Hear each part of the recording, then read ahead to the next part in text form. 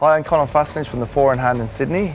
I'm in Port Melbourne in the Matilda Bay Brewery, and today I'm cooking a roast suckling pig pork shoulder. Yeah, so if you can't get pork shoulder, get pork belly. It more or less is the same dish and it's a lot more forgiving. You're just going to score this meat, not too far. This just releases some of the fat. And also I'm just going to salt it so you get into those little cracks and it seasons the actual meat. This is just some tin foil, and basically what you're making is sort of like a parcel. It's basically some vegetables or aromats. So obviously we're using ginger and pork goes together. This stops the actual meat actually sitting on the steel and helps it just cook nice and slowly. Some garlic, you don't need to peel. Just crack it just to release that flavour. Next step, some sage and pork. It's a marriage made in heaven. Bay leaf, some thyme, cinnamon, pork, sage, ginger, it all goes together well. Just break it up. Star anise, the butter. So that's just going to marry all the flavours together.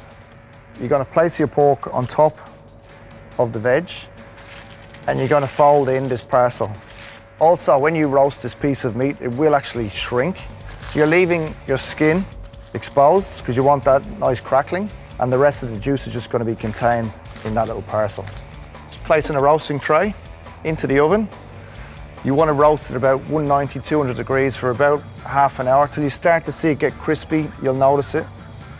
Then slow oven, 90 degrees, 3 hours, or until it's cooked. You know it's cooked if you can put your finger in or a spoon and just move the flesh around and it falls apart, it's ready.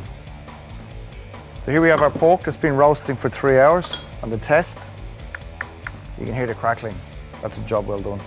So what you can do is just collect those juices and just baste your meat. So I'll just let this rest on the side. To accompany this, I'm going to make a little sage salt. So basically I'm just grinding the salt and the sage, and the salt is going to take on that sage flavour and colour.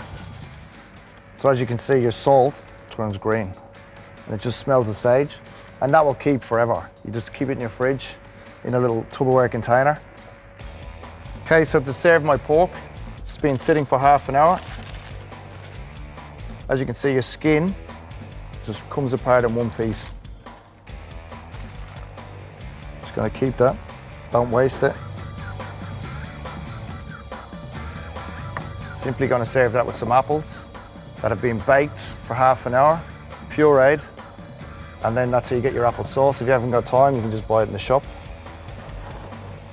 All it's missing is my Fat Yak Pale Ale. Chloe, cheers. Tell me about it. Great. Fat Yak is a traditional American pale ale. So this beer was engineered a few years ago and has grown to be one of the top craft beers in Australia. So from tasting it, you can tell it's very robust, full flavored and herbaceous. So it goes extremely well with your dish here. We've got some beautiful American Cascade hops as well as some hops from New Zealand, Nelson Sauvin. So it's a fantastic drink. You know, one of our personal favorites, and I think will be very tasty today. Cheers. Cheers, cheers. That's good.